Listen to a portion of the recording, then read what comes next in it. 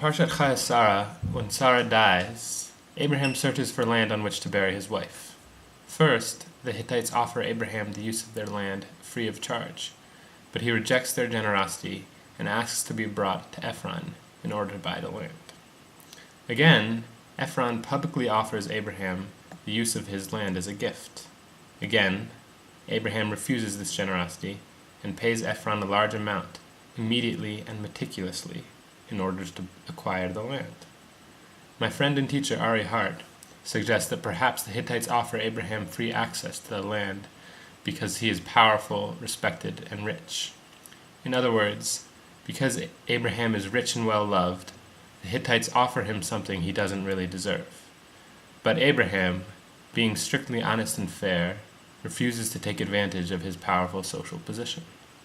Rather, he buys the land around the cave of the Machpelah, this fateful piece of land in the city Hebron, fair and square. He crosses all the T's and he dots all of the I's. But why in the first place was he so stubborn and scrupulous about this purchase? There is, it goes without saying, more than one way to interpret this story. One way is simple, clear-eyed, and cold-hearted.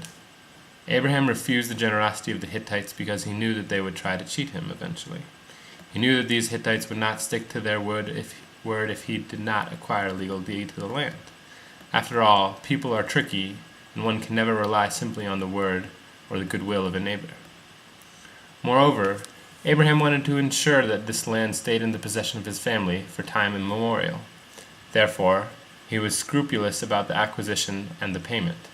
Because of his careful business dealings, it is obvious and incontrovertible that the land of Hebron belongs solely to the Jews.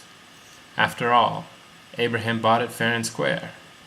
Arabs that live in Hebron are living on land that does not belong to them, this story goes. Arabs that live in Hebron have no claim to the land that Abraham bought. Arabs that live in Hebron don't deserve it.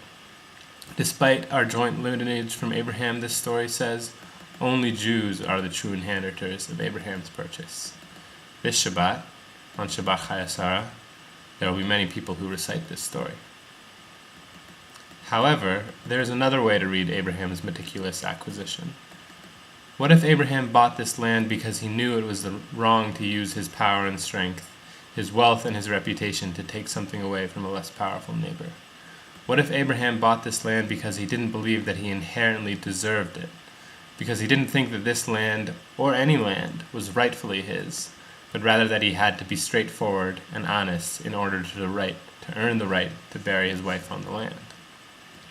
What if Abraham bought this land because he wanted to thank his neighbors for their generosity, and because he cared more about this relationship than his material wealth?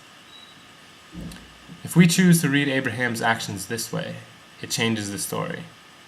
Now this story comes to teach us that acquiring land through power and strength, through bullets and security guards, through threats of violence, is not proper, and certainly not ideal.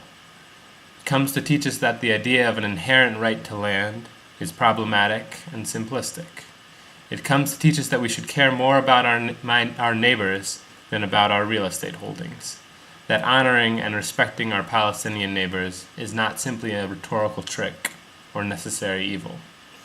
Now the story comes to teach us that land in itself is not holy. Land can only become holy if people behave in a stubbornly ethical way. It is no doubt a choice to read Abraham's actions this way, and it is a choice that we know many people will not make, preferring instead to celebrate Jewish victory and acquisition in Hebron and Palestinian suffering and defeat.